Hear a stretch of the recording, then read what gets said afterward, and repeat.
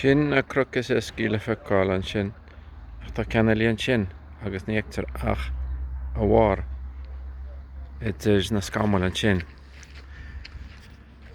A chuma bheith bhí mai rithúr Méibh cancelm le hamaí agus bhí siarrá go bhfuil sin am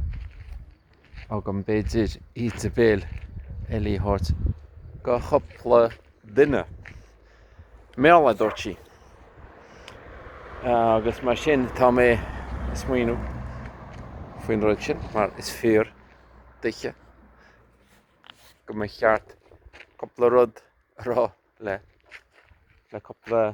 duine faoi chopla rud mhharúil ach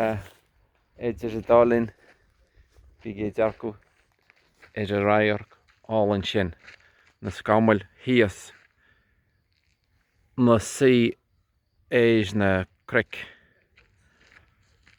agus éis mhairige thíos an sin tá nónaí álainn eilí ag tús sa todhraí mar sin bé mu a caint